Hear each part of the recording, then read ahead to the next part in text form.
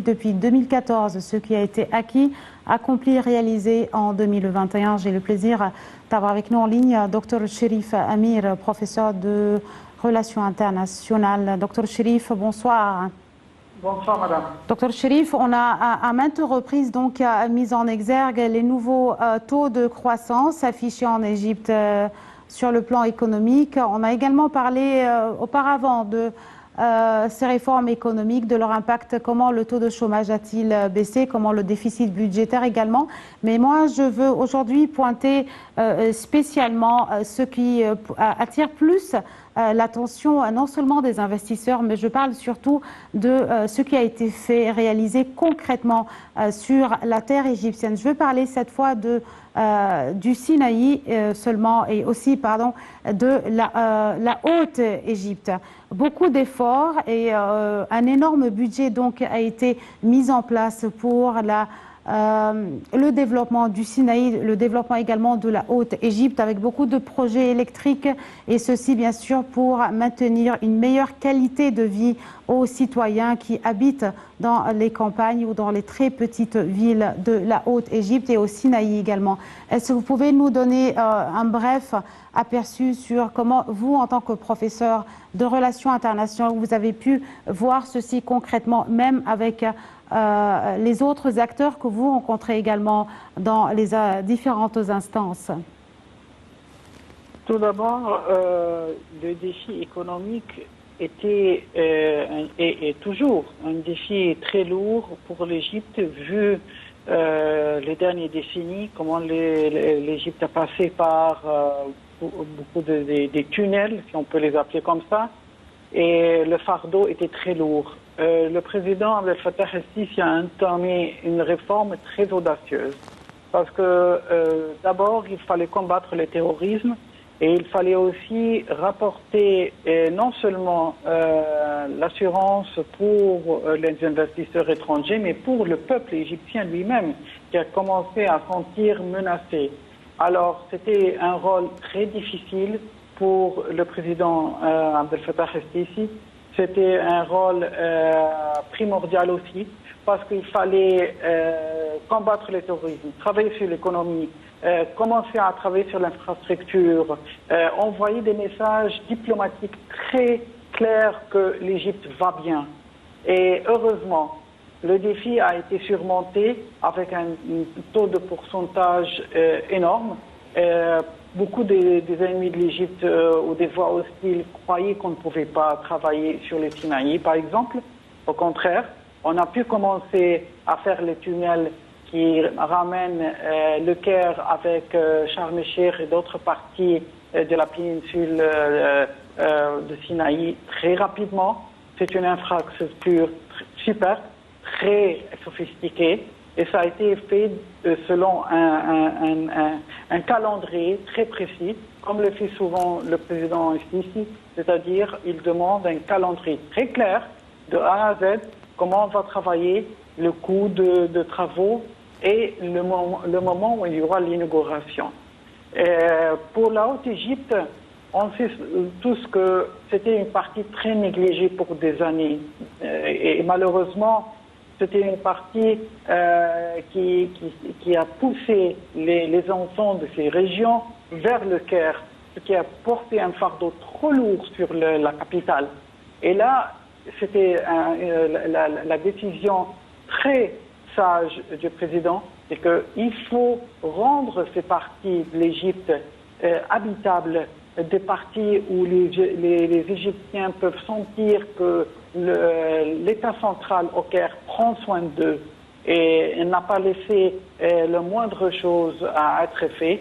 Alors il y a eu maintenant des projets. D'abord, il y a eu le choix des gouverneurs, que ce sont des gens qui doivent travailler sérieusement, qui rendent leur compte tout de suite au président lui-même, comment ils ont travaillé sur l'infrastructure, sur les universités, sur les hôpitaux. Docteur Cherif, est-ce que c'est pour cette raison que l'on dit ce qui s'est passé en Haute-Égypte, Asiout, Soheg, Aswan et les autres gouvernorats, c'est du jamais vu depuis 60 ans dans la Haute-Égypte? bien sûr, parce que d'abord, il y a eu les réseaux de l'eau qui ont été reformés de A à Z. C'était des parties très polluées, ça a été reformé. Vous avez les gouvernements que vous avez cités maintenant. On voit même les images. Ce sont des parties où il y a l'électricité partout. Les réseaux sanitaires sont partout. Le dernier exemple, c'est par exemple lorsqu'il y a eu le Covid-19, dans ces parties, le gouvernement, le ministère de la Santé a été mobilisé très rapidement pour trouver des solutions.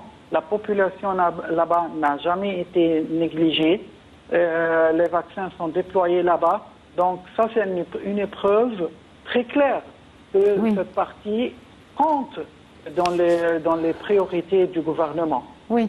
Docteur Cherif, je vais également parler juste brièvement également du développement au Sinaï avec également un budget assez très rassurant pour nos frères au Sinaï. Également la construction de 2400 km de routes au Sinaï avec 8000 projets de logements sociaux pour les habitants du Sinaï.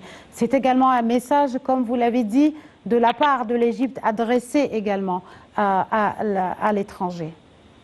Bien sûr, c'est un message clair que le Sinaï est une partie solide de l'Égypte, qu'on ne peut pas la diviser, que quoi qu'il arrive là-bas, des actes terroristes, jamais ça va nous pousser à s'éloigner de cette région. Au contraire, c'est le développement qui est le clé, la sécurité est le clé, la présence de l'état de droit là-bas est le clé. Les habitants là-bas sont traités d'une façon égale avec tous les droits qu'ils ont et les devoirs qu'ils ont pour le gouvernement selon la Constitution et le droit égyptien. C'est une équation extrêmement difficile parce que on voit dans beaucoup de pays, lorsqu'il y a une zone où il y a une instabilité sécuritaire, comment les gouvernements réagissent avec un main de fer. L'Égypte n'a pas fait comme ça. On n'a jamais pris en otage les habitants là-bas pour quoi que ce soit qu'il arrive. Au contraire, le moment où il fallait agir contre les réseaux de terrorisme là-bas, on a pu évacuer la population civile, leur construire des villes neuves, des villes qui sont vraiment sophistiquées avec toutes les garanties de sécurité. C'est-à-dire on a fait une opération chirurgicale, économique, humanitaire, qui est un exemple jamais vu au Moyen-Orient. Comment on a pu extraire la population civile, la mettre dans des autres villes, construire les routes, construire les tunnels, trouver le budget approprié et en même temps déployer les forces armées pour combattre le terrorisme. C'est une opération de jamais vue. Je crois que le président Abdel Fattah el-Sisi a étudié très bien ce dossier parce qu'on le voit sur le terrain. Il sait très bien comment agir et comment prendre les décisions au moment approprié, parce qu'on sait tous que malheureusement, il y a des yeux qui sont contre l'Égypte dans d'autres médias, qui attendent la moindre faute, si on peut l'appeler. Mais heureusement, on a pu comprendre l'équation et on a pu la montrer au monde entier comme un exemple. Oui, docteur Cherif, une dernière question également, et d'ajout à la préservation de l'Égypte, sa paix et sa stabilité à l'échelle nationale, à l'échelle arabe et également à l'échelle régionale ou continentale dans le continent. On parle également d'un pays qui a pu toujours étendre les ponts de coopération avec les puissances, les grandes puissances et les influentes, les puissances influentes à travers le monde et toujours dans le cadre d'un respect mutuel et d'un intérêt commun. Comment vous percevez brièvement ce rôle toujours maîtrisé par l'Égypte avec tout respect mutuel envers nos partenaires étrangers à l'échelle nationale et internationale, à l'échelle régionale et internationale? Écoutez, dès le premier jour de l'élection démocratique du président Sisi, on sait tous que les relations avec nos partenaires européens n'était pas vraiment sur le bon terme, et aussi avec les États-Unis à l'époque de l'administration Obama. Or, le président Sisi a pris par lui-même l'initiative d'aller voir les chefs d'État, ses homologues dans chaque capitale, à expliquer, à défendre la cause de l'Égypte. Ça a pris du temps, mais ça a été à la fin un grand succès. Le grand succès qu'on a vu avec l'investissement allemand sur l'échelon d'électricité en Égypte, sur les ventes des Rafales et les Mistral par la France pour l'Égypte, la coopération avec Eni, la compagnie d'exploitation du gaz italienne. Déjà, on a pu rendre l'Égypte un point de rencontre des investissements et de coopération internationale. Ça, c'est aussi une équation très difficile.